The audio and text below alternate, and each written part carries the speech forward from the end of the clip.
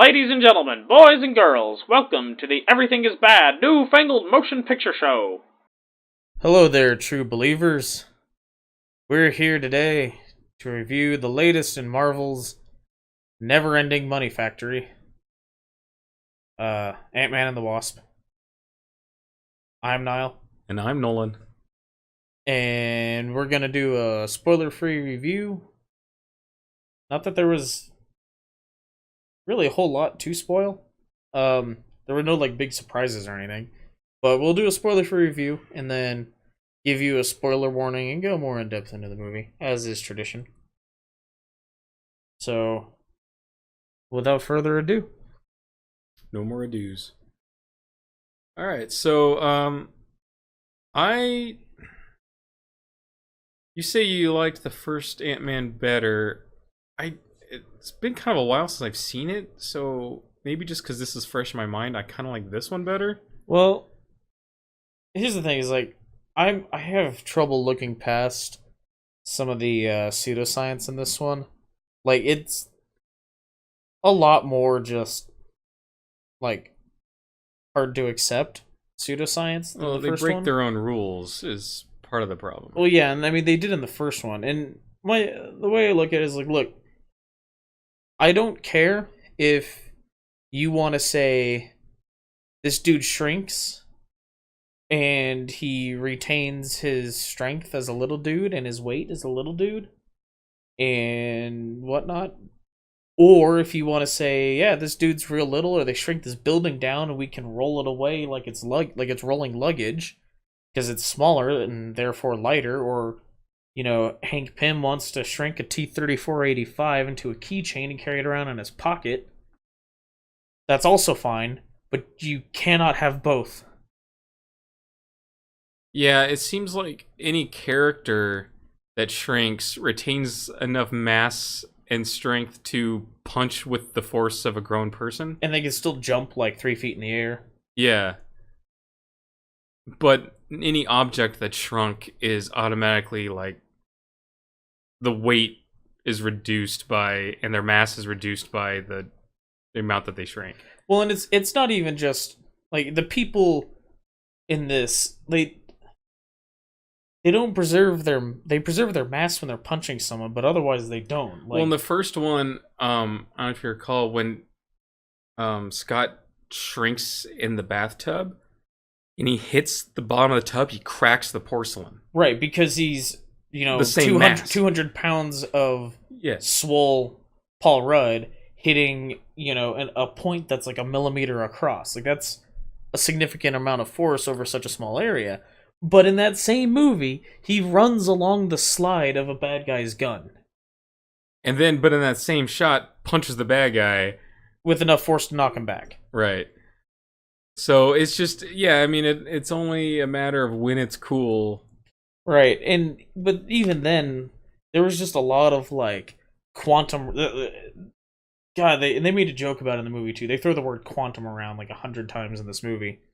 But there's just a lot of as you might recall, in the first Ant-Man movie, they discuss the quantum realm. If you shrink too small, you'll never come back, and that's what happened to his wife, who had to shrink down to fit through the atoms on an ICBM to destroy it before it hit the US or whatever. And which I'm kind of confused about because all the writing on it was in English. Well, I just saw some characters. I didn't see any actual words. I saw some numbers and letters in a string of But they weren't in Cyrillic. Characters. Yeah, they weren't in Cyrillic, but anyway, so it's so this one's about it deals a lot with this quantum realm stuff. And it's just I don't know, it was I had problems, and I'll get more into it in the spoiler part, but there's just a lot about it that I'm this just doesn't this is too pseudoscience-y. I'm fine with Iron Man pulling two pull strings on his hoodie in Infinity War and the Iron Man suit forms around him. Why? Because nanobots. Okay, whatever. But like that's kind of where the like crazy super science sort of ends with him. It's like, yeah, he shoots energy out of his hands, but whatever. Other than that, like it's kind of where his super science ends, but Ant-Man and the Wasp really cranks up that like science in all capitals with an exclamation point. You know, where you throw a fist up in the air when you say science. And I'll get more into that in the spoiler part, but that was kind of my thing. I mean, I was able to look past most of that. Like I went into it knowing like, okay, they're gonna be some like crazy science, and like I don't have that big a science background, but I understand, you know, where they break their own rules, and like when you establish that what a Pym particle does is change the space between subatomic particles, you can't get smaller than a subatomic particle. right. Which is what the quantum realm is, though, is smaller than that. So in their, I mean, they establish what it does in the first movie, and in that movie, they still break the rule. yeah. So, I mean, I've just learned to just ignore this like super science and look at it as a comic book movie. And I really enjoyed the movie. Yeah, I gotta say, once again, all the best parts involved Michael Pena. Yeah. And his two friends. I'll say there's a lot of stuff that's in the trailer that isn't in the movie. Actually. Was there? There's some dialogue and some more jokes with Michael Pena that were not in the movie. But they've been kind of doing that lately anyway, where like they change the backgrounds of things. Well, yeah, they'll change. I've noticed they'll change dialogue a little bit in trailers so that and then you see the movie and it's different, and you realize, well, if they'd have put the actual line in, it would have spoiled something from the movie. Right, and I think in Infinity War, there's this shot where they're like running. There's like shot everyone like running, and like they changed the background. I think there's some more characters there that were not actually there. Yeah. For that scene, and so they do all kinds of stuff with that. So that happened in this too. So just be aware of that. The movie's not worse for it or anything, but yeah. Overall, this is another one though where like it's completely inconsequential to the greater Marvel universe. Well, I was gonna say it's as much a comedy as it is an action. Oh yeah, there's that too. It's a pretty funny movie. Particularly involving Michael Pena and his friends. Although Paul Rudd has some pretty funny lines too. Yeah. There's some good stuff and some heartwarming stuff with his kid, and yeah. And the fight sequences were interesting, all the like the growing and shrinking and everything they do, and so more of that stuff. And yeah, I thought it was pretty good though. Yeah, I mean, it was a fun movie, as fun as any other Marvel movie. I think the visual effects, like we pointed out in our Black Panther review, there's some times when you can just something that looks like CG. It's like you sit there and you know in your mind that it's CG. Yeah, but Paul Rudd's not writing an ant. Right. There's things that look CG, but in Black Panther there were scenes that looked like CG. I didn't see any situations in this where everything like just was blatantly CG. There was a couple of shots with some of the ants that weren't real great, but nothing too noticeable. I mean, there's only like the one ant that has like serious like up close screen time anyway. Yeah. And I can't really say which one that is because that is a spoiler for the movie. Well, you saw in the trailer the ant playing the drums. Oh yeah, playing the electric drum set. Yeah, that ant. That ant. Yeah, he has some other shots that are all pretty close to the camera, and some of those are not the greatest looking. But yeah, so the movie has a 7.7 on IMDb out of 10, which I'd say is probably about right. It sits in the in the middle for me. It's an average Marvel movie, I think. As far as Marvel movies go, I think it sits sort of in the middle. Which, I mean, I don't think there's really been like a bad Marvel movie in a while. Like, what was the last bad Marvel movie? Iron Man 3. Iron Man 3? Yeah. That's probably the Before last that, bad one. Thor: The Dark World. Yeah. Although I like Thor: The Dark World better than most people, but yeah, I mean, it had its problems. Um, and to be fair, that first generation of Marvel movies didn't age super well. I watched all the Marvel movies before Infinity War came out, and yeah, this first what four or whatever for the first phase 1 movies didn't age super well. Like you can tell, they did not have near the budget that they do now, and it shows. Like it's why Thor is like set in this tiny town. There's like nothing in the backgrounds. Yeah, you can tell some of the decisions they made were budgetary. Yeah, and I mean they bet a lot on Iron Man. The first Iron Man, they actually put a pretty decent budget into, as far as like the sets and how much visual effects they had and stuff. But you know, some of the other Phase 1 movies, you can tell were much. I don't know why, but they seemed to they looked much lower budget. So not count. I don't really usually count those when I compare like all the Marvel movies. I think it's unfair to count them. Because, like, for the time, they were amazing. They were the best comic book movies we had ever had. You know? And looking back on it, they're just kind of rough. So, everything from Phase 2 on is usually what I compare, like, new Marvel movies to. You can't see it, but I'm doing a lot of hand gesticulation right now for some reason. So I would say this is a pretty average Marvel movie as far as more recent stuff goes. Not the best. I mean, Infinity War was probably that. Before that, I'd say probably Age of Ultron. But not nearly like it was not Iron Man 3. So how's that going for it? Yeah, I enjoyed it. I thought it was pretty good. Don't really have any complaints about it. Yeah.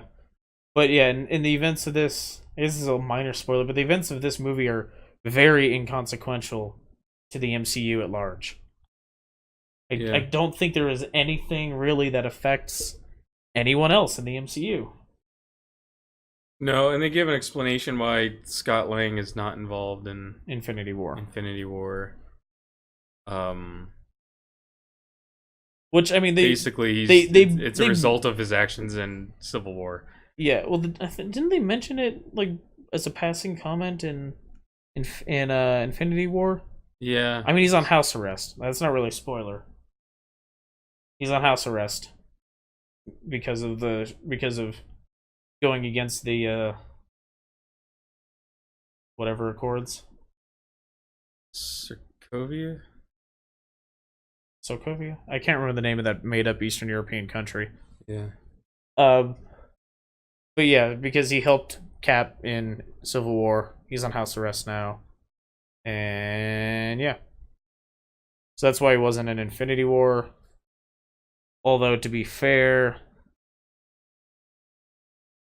Infinity War felt very much just like here's who we managed to get along the way. We don't really have time to track down and assemble the whole team, you know? Yeah. So there's that as well. He's not on the East Coast. But anyway, so yeah, it's what I think of Ant-Man and the Wasp. I don't think it needs to be said at this point, but there's a thing at the very end of the credits. There's a mid-credits thing, and then if you stay all the way to the end, there's another thing. So stay through I mean, you should be staying through the credits anyway. Someone has to sit there and make fun of all those people's names. A lot of people work hard in those movies, and someone should sit there and read all their names, other than their mothers. Yeah. I mean, we've pretty much always stayed through the credits. Plus, don't have to deal with the crowds that way. But anyway, so spoiler warning. Okay. Yeah? Yep. All right. So, just all this stuff with the quantum realm seems to like break its own rules, and like here's this thing that should be impossible, even in the rules even in these crazy rules we've established for this universe, shouldn't be able to do, but we're gonna do it because it's a quantum whatever. And it like by the end of it, you're just like, what the really? Like more than just the concentration of mass and or the preservation of mass and the cubes or the square cube rule and all that. So like even beyond all that, they kind of deal with the square cube rule in that he moves really slow and it's hard for him to breathe. Yeah, and it exhausts him. Yeah. So they kind of like they don't specifically say it, but it kind of like touches on like what would happen if you grew that size. Yeah. But yeah, so I mean that's. I don't know, it's just like so much of the stories depended on crazy quantum physics. We can do whatever because quantum. Right, well, there's at least earlier there's a joke where Scott Lang's like, "Do you guys just put quantum in front of everything?" Yeah. So yeah, that was, and then I think probably my biggest problem that I had with it is, so they track down the location of Hank's wife, in the quantum realm, and they've developed this tunnel that'll shrink him down to that, and like they'll track her and bring her back, right? So they track her and they're like, here are the coordinates, let's go get her. And I'm just sitting there going like, okay, so by your own admission, you're shrinking down like basically infinitely small, right? Like a small to the point of it might as well be infinite because of how small it is. So you're shrinking down to the point where like even if she was somewhere on the head of a pin, it would be like trying to search a galaxy for her. And we got her coordinates. Let's go. But they don't have to be anywhere near those coordinates. Right, and that's the thing too, is like she should be like inside that missile. Yeah, like they shrink down real small, but by their own admission, just like we're just really, really, really, really small. So they should still exist in space-time. Well, what's weird is here's another thing that just popped in my head. So the way she destroys the missile, she shrinks down small enough to go between the atoms on the atoms on the plate. Yeah. How is she now large enough to do any damage inside the missile? I've wondered that as well. Because it shows her go through and then like just passing through things she's damaging, but she goes between the titanium atoms, but like it's still like large enough to destroy a circuit board. Yeah. Or whatever inside the missile. Yeah. Now if it were like I gotta shrink down small to fit between the gaps between the plates, which isn't gonna be that as small as between the atoms. Yeah. If it were that, but then she continued to shrink by mistake or whatever, and then that. Yeah. After she destroyed the missile.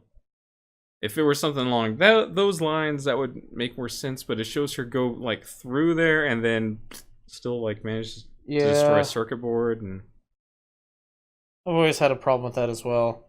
And so like he shrinks down so small, and the building moves.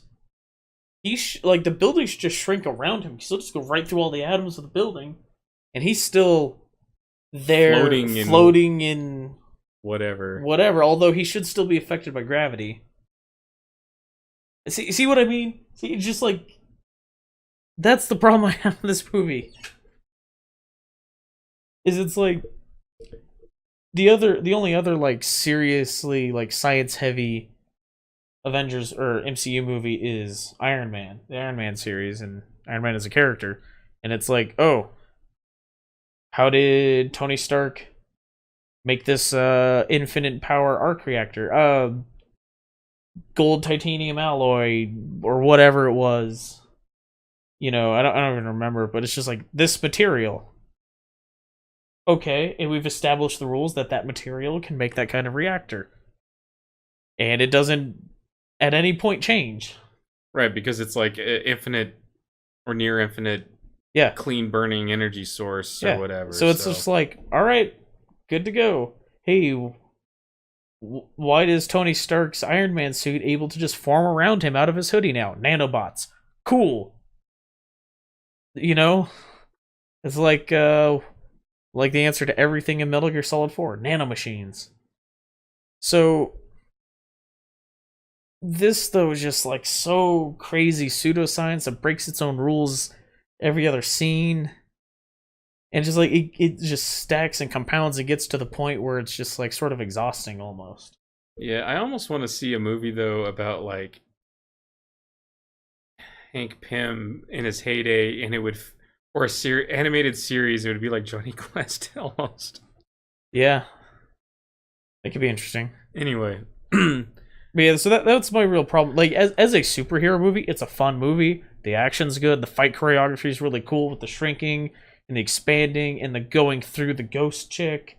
And like all that's really cool. The chase scene was really entertaining with the Pez dispenser and like shrinking the car and like expanding it under another car. That was all really cool. So from a superhero action movie perspective, it was a good movie. Yeah, I just had a hard time looking past all the pseudoscience. That's where the Stan Lee cameo came in, when they accidentally shrink his car and he's like standing there looking at it, and he's like, the 60s were fun, but it's really coming back to bite me now, or something like that. He's like, I'm paying for it now, I think. Yeah, so that's really just my beef with the movie. Yeah. Something that like I was waiting for it to come back. So, Scott Lang's on house arrest, right? And so, Hank and shit, I can't remember her name, or the character's name. Hope, yeah, Evangeline Lilly's character. Anyway, Hank and Hope need his help for something, so they put his tracking brace anklet on an ant that they've grown giant, and they've trained the ant to follow his daily routine, so that the FBI monitoring him don't get suspicious or anything. And Michael Pena's character comes in and sees the ant on the couch eating cereal, and he thinks Scott has turned into an ant. For a second, yeah, he's like, but Scotty? It doesn't. That's never come. They don't come back to that at any point. Like next time he has an interaction with them, why is it? It would have been funny if he's like, I thought you were an ant now, or whatever. Yeah. You know, like how'd you get changed back? Especially because like that would be in line with Michael Pena's character, right? If he was like, how'd you get changed back to a person, and like Scott would have like no idea what he's talking about, right? They didn't do that, and I was expecting that, and I was kind of disappointed it didn't happen. Yeah, I'm glad Michael Pena got third billing on this movie. He's in it a lot more than the first one. Yeah, he's in it a lot more than the first one, and again, he's really funny. So, wait, there's this part where he's telling the story of how he and Scott met when they were cellmates, and he's got this wig on. Yeah, it's like this very clearly fake wig. Right, but it's like these long like curls that like come down to his shoulders. It's really funny. Yeah, like that whole sequence is great. It was one of those sequences from the first movie with Michael Pena's voice coming out of these characters. Yeah, it's one of the. I was hoping for another one of those at the end, like they had in the first one, after the credits. But it's funny, the other two that are on in his crew are like, one says like once you put the dime in, you got to hear the whole song, and then it's like he's like a human jukebox. Yeah, because like he won't shut up once he starts telling the story. Yeah, I like the Slavic guy too, and they're talking about the ghost. He's Baba Yaga. Like Baba Yaga. And he starts singing Bela Lyka's. It's a Russian folk song. I think he was trying to ward off Baba Yaga or something when the ghost showed up or something. Yeah, so it's just like they're all really funny characters together. Yeah, so yeah, there's a lot of funny stuff. I think I like the villain better. To me, like the first Ant-Man, it felt kind of derivative of the first Iron Man. Yeah, it really did. Ways. Because it was like, yeah, this dude the difference there being that Pym was not involved in his company anymore, whereas Tony Stark was still heavily involved in his company and developing a lot of things. He just didn't know how much of the weapons development was being sold to unscrupulous people. So There's a difference. No, I'm not saying it was exactly but the yeah, same. it was very derivative. But yeah, the Although Yellow Jacket was just kind of like, yeah, that was basically Jeff Bridges' character. Although I like Jeff Bridges better than that dude who played Yellow Jacket. yeah. Oh, should we talk about the end credit scenes? Oh yeah, so the mid one's just a shot of the ant continuing No, to that go. was the end. The very end was the ant. Oh, was it? Yeah. So. Oh yeah. So the mid credit the scene mid credit is the other scene one. is they're sending Scott into the quantum zone To collect quantum particles. quantum healing particles. Yeah. To help the ghost. And Hank and Hope and Hank's wife, because oops, they rescue her. We're in the spoiler part. Yeah, we're in the spoiler part. Yeah, they're outside monitoring him. They're gonna pull him back, but that's when Thanos snapped his fingers, and all three of them are gone, and Scott's trapped in the quantum realm, or quantum zone. Quantum realm, I think. Quantum space. Anyway, and so that's the mid credit scene, and the end credit scene is after all that's happened. It's showing. It's like doing this like pan through Scott's house, and like there's like the warning on the TV, the emergency broadcast signal, and like the house is empty, but then there's the ant playing the drums. Yeah. So. Yeah, then it says at the end like Ant-Man will return. Ant-Man and the Wasp. Or Ant-Man and the Wasp will return, and then the period turns into a question mark. Yeah. Because like they know they have a problem where it's like Spider-Man's death was not very impactful because there's another Spider-Man movie coming out. They've already cast everyone for it. They're making it. Yeah, they know it's filming now. Yeah. So, that's already known. So, unless it's set between Homecoming and Infinity War, yeah, people assume though it's after Infinity War. So, like, well, that's not impactful. We know he's still alive. And Guardians 3 they've announced Guardians 3, so and when Rocket's the only one alive, you can't really well have a Guardians 3. Well, didn't they also announce Black Panther 2? I think. Yeah. So we know.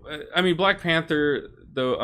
In the comics, his sister becomes Black Panther for a time. So unless they go in that route, but I mean, like I said, the most obvious is Guardians 3. You can't have a Guardians of the Galaxy with only Rocket Raccoon. Yeah. So also, people love Groot. Yep. Gotta have Groot. Anyway, I think we've pretty much covered everything to do with this movie. Yeah. What's next weekend? I don't know.